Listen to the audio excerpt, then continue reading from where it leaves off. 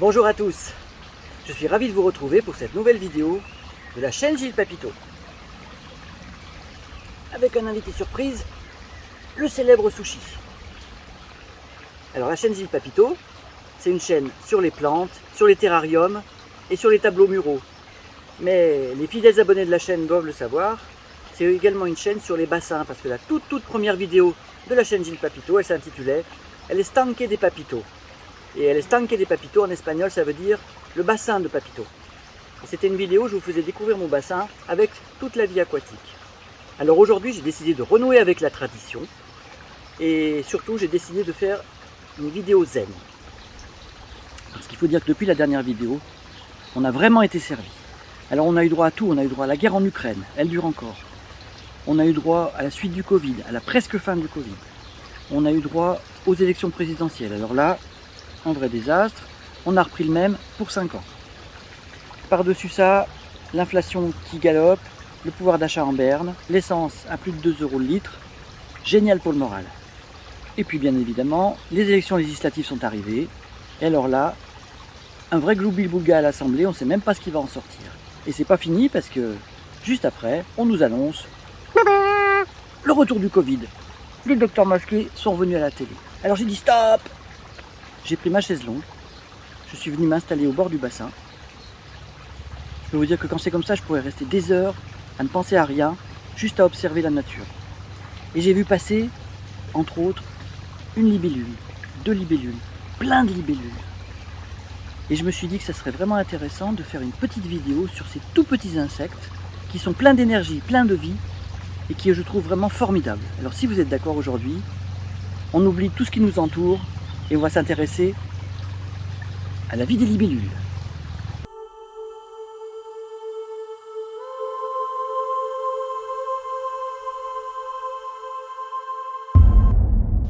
Les libellules, en fait, si on était précis, on devrait les appeler les odonates.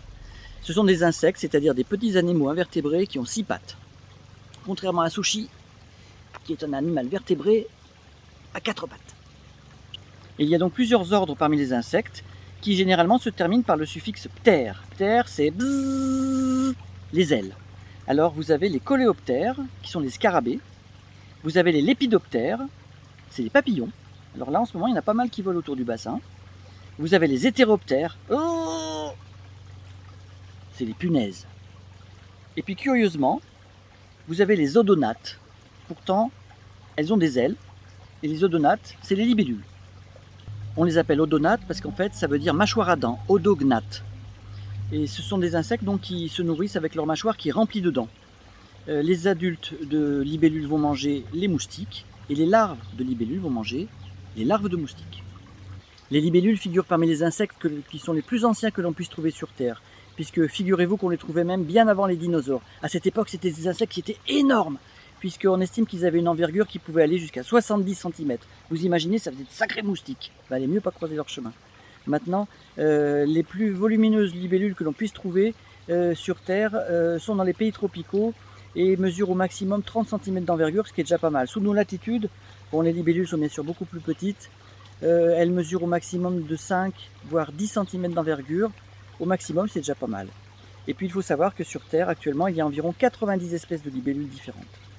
Pour faire simple, il faut savoir qu'il y a 2 grands groupes de libellules. Il y a les libellules vraies, qui sont les grosses libellules. C'est celles que vous allez voir voler. Elles vont très vite, puisqu'elles peuvent aller jusqu'à 60 km/h. Et elles vont se déplacer sans cesse au-dessus du bassin. Elles sont extrêmement difficiles à filmer. Vous allez voir, j'ai réussi à faire quelques prises de vue, mais c'est pas facile parce qu'elles ne tiennent pas du tout en place. Vraiment, elles ont la bougeotte. Les libellules vraies, on les appelle aussi les anisoptères. Ça veut dire que on sait qu'elles ont 4 ailes, mais les ailes de devant sont plus petites et plus étroites que les ailes de l'arrière. Et elles ont une caractéristique qui permet de les reconnaître à tous les coups, c'est que quand elles se posent, par exemple sur une tige, leurs ailes sont toujours à plat, c'est-à-dire qu'on voit bien leurs 2 paires d'ailes parfaitement bien dessinées. Et l'autre classe de libellules, qui sont des petites libellules, c'est ce qu'on appelle des demoiselles. Ce sont des zygoptères. Elles ont les ailes qui sont exactement identiques. Les 2 ailes de devant, la paire de devant est identique à la paire qui se trouve à l'arrière. Alors elles ont un corps qui est beaucoup plus fin, beaucoup plus grêle. Elles sont beaucoup plus élégantes Et quand elles sont au repos, quand elles sont posées, vous verrez en fait, leurs ailes sont repliées tout le long du corps. Donc on les reconnaît parfaitement bien, on sait bien distinguer les libellules vraies, grosses libellules avec les ailes à plat, avec les demoiselles, qui sont des libellules extrêmement fines, toujours très belles, et qui vont, lorsqu'elles sont posées, avoir leurs ailes complètement repliées. Quand on observe les libellules, ce qui est intéressant à voir, c'est leur reproduction, parce qu'alors là, c'est un véritable festival. On a un tableau extraordinaire avec des libellules qui volent et qui s'accouplent. Alors ce qui est marrant, c'est qu'on voit parfois les mâles, ils sont plusieurs mâles qui se battent pour la même femelle. Et ils vont donc un petit peu se chipoter, et c'est le premier qui va réussir à saisir la femelle qui va la féconder. Alors il faut savoir que le mâle va s'accrocher à la nuque de la femelle avec ce qu'on appelle une pince anale, c'est une pince qui est située à l'extrémité de sa queue. Et il va agripper la femelle par la nuque, il ne va plus la lâcher jusqu'à ce que la reproduction, la copulation se soit faite. Et c'est ainsi qu'on va pouvoir voir voler des tandems, c'est-à-dire le mâle qui tient la femelle par le cou, ils vont voler au-dessus du bassin, et puis à un moment va se faire la reproduction proprement dite, la copulation. À ce moment-là, la femelle va ramener son abdomen jusqu'au niveau de l'organe copulatoire du mâle. À ce moment-là, va se former ce qu'on appelle le cœur copulatoire, parce que ça dessine une espèce de cœur. Et dès que la femelle aura été fécondée, en fait, assez rapidement, elle va aller pondre ses œufs. Alors elle peut pondre ses œufs alors qu'elle est toujours accrochée à son mâle qui la tient pincée par le cou, ou alors le mâle se sera séparé, et la femelle toute seule va aller pondre ses œufs. Elle le fait généralement à la surface de l'eau, ou alors elle va le faire à la surface de petites brindilles. Elle va déposer ses œufs, ça va durer pendant quelques minutes, et puis après elle va continuer sa vie de libellule. Elle aura fini son étape de reproduction. Après la ponte des œufs, vont donc se développer des larves qui vont se développer dans l'eau. Alors il faut savoir que la vie de la libellule, en fait, elle est essentiellement larvaire. C'est-à-dire les 3/4 de sa vie vont se passer dans l'eau, et seulement 1/4 de sa vie, c'est-à-dire une seule saison, va se passer à l'air libre, sous forme de libellule qui vole avec ses ailes. Alors elle vit et elle respire dans l'eau grâce à des petites branchies.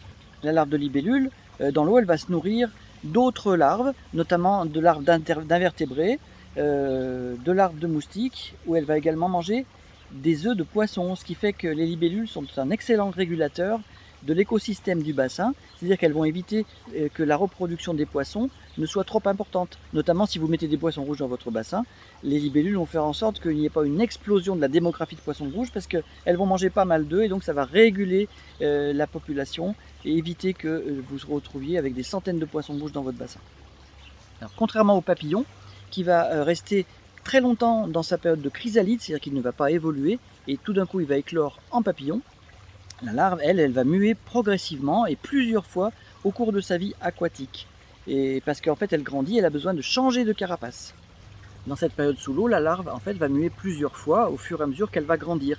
Et puis va arriver le moment où elle va être suffisamment mature pour sortir de l'eau. Elle va s'extraire de l'eau en s'aidant généralement d'une plante, c'est-à-dire qu'elle va remonter par exemple le long d'une tige de la plante.